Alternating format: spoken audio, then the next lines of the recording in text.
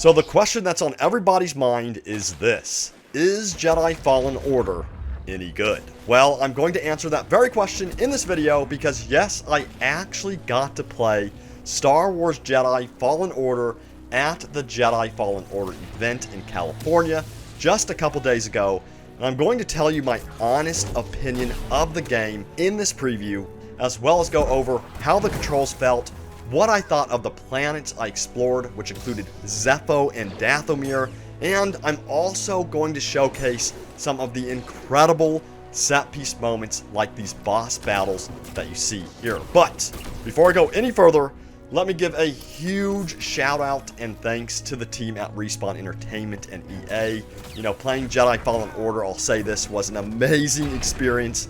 And to top it all off, they even sent me to Galaxy's Edge at Disneyland. And it will easily go down as one of the best days of my life for sure. So, you know, thank you to Respawn and EA for the amazing adventure. I will never forget it. So where do I start? There's so much stuff to go over. I think I'm going to start with the set piece moments I was talking about earlier, the boss battles. We have brand new gameplay here that showcases some brand new boss battles that we've never seen before, and this footage you see here was supplied by Respawn Entertainment. And you're going to see the Ninth Sister in action. You're going to see an ancient guardian of a Zephonian temple, a KX series security droid, an AT-ST, and of course, I can't forget about this freaky monster and powerful Purge Trooper. And in my opinion, these boss battles are the most memorable moments in the game for sure, since this is where all of your skills are tested and where everything is on the line. And depending on your difficulty setting, these boss battles can be downright punishing, let me tell you that. And blocking, parrying, and dodging are all key here, and you're going to have to time everything just right to prevent taking that critical hit that can take you down. And when I played against a variety of different enemies and bosses, the controls felt very deliberate. That's how I would describe it. They felt very deliberate, and I had to time everything just right and learn when the best moment was to attack. And as I progressed through the different planets and gained XP, I then unlocked new moves such as Dash Strike, where I could then dash forward to attack my target. And let me tell you, this made a world of difference. It also made me feel like I was truly building up my character and that Cal was learning to become a stronger, more powerful Jedi. After all, that's what the story's about. And as you can see here, Cal has advanced so much so that he has unlocked the ability to throw his lightsaber and force pull. And I can't wait to see just how powerful Cal becomes, you know, as he progresses throughout the game.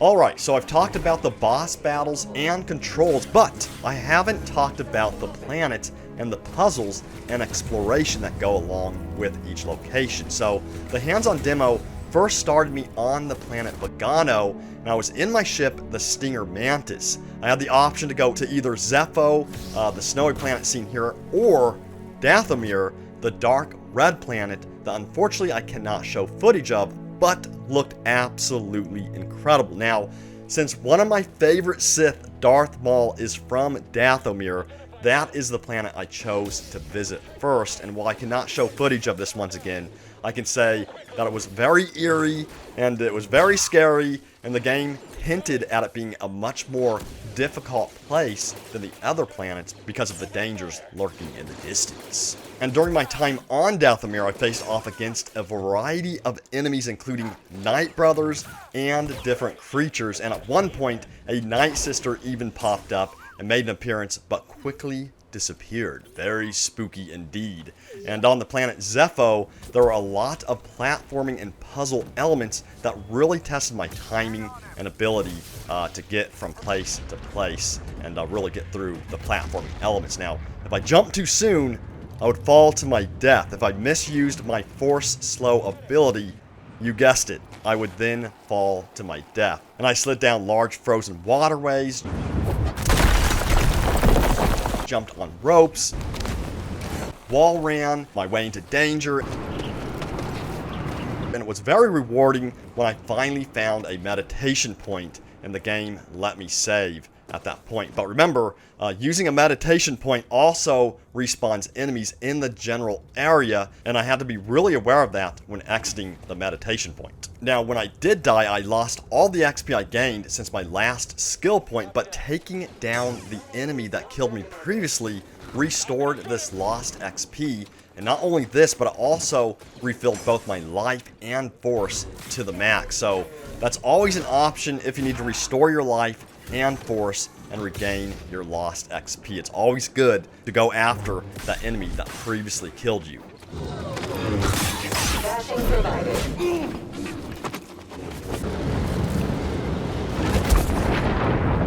Also, another thing I really wanted to mention is how the maps almost feel open world. I was really surprised by this. I had to use my map to know where to go next, since there was no waypoint holding my hand, and as I kept going deeper and deeper into the planet, it began to really open up.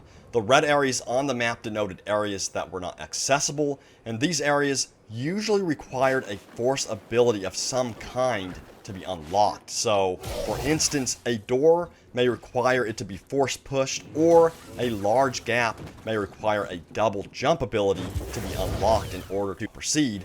And this puts much more emphasis on upgrading Cal than ever before. And upgrading Cal meant I was rewarded with seeing new areas of the planet, which was definitely something I looked forward to. And this made me want to play the game even more and gave me that urge to, continue playing, continue upgrading Cal, so that way I could, continue going deeper and deeper into the planet. I'll get you! Don't scare me! And of course, there are many more things I want to discuss about my time with Jedi Fallen Order, but let me wrap the video up by saying this. Jedi Fallen Order was an absolute blast to play, and I'm genuinely excited for its launch on November 15th. And, if I did not like the game, I would literally be telling you that right now. I would let you guys know that this game I'm really worried about, I'm not sure about it, but I do not feel that way at all. I'm really confident in this game, and I know this may be way too early to say this, but I'm really hoping we get more Star Wars Jedi sequels in the future, and that Respawn continues this series for years to come. This could really be the beginning of something special for Star Wars fans. And if you've watched my streams, on Facebook, I've always said that we need more Star Wars games in the different genres, and I'm really excited that we're getting this third-person action Star Wars game, that lets us explore these planets in the order we want to, that has great character development from what I'm seeing, a really good mechanic where you upgrade your character and then you're rewarded with exploring new areas of the planet. There's so much stuff that's coming together for this game, and I'm really hoping on November 15th we're all really happy with the game. The only question is, how long is this game going to be? I think that's the big question that's on everybody's minds. I really hope it's a lengthy game. When I played, I felt like I barely scratched the surface of both Dathomir and Zeffor, so I'm getting the feeling that it could be a really long game. That's what I'm hoping for, but we won't know until the game releases on November 15th. So I think that's the only question I have on my mind. But overall, I was impressed. I'm really excited for it. And as I was saying before, I think it's great that Star Wars is going into different genres with the third-person action game. I think they need to even go further with a racing Star Wars game. I really want to see a kart racing game or a pod racing game. I think a strategy game would be awesome. An open world game, a role-playing game. There's so much stuff they could do with Star Wars in the different genres. So post in the comments, what other Star Wars games do you want to see? And, I think Star Wars Jedi Fallen Order is a great start. And I think it's the very beginning, or I'm hoping it's the very beginning for Star Wars Jedi, and they continue it with sequels in the years to come. But that's going to do it for the video. Again, if you enjoyed it, hit that like button. Don't forget to share it with your friends. It definitely helps grow our channel and our community. And also remember to subscribe, because there's a lot more Jedi Fallen Order videos on the way. There's some topics I really want to talk about. If you want to see that, let me know in the comments. I really want to talk about this game even further. And I will see you all next time, and May the Force be with you. Always.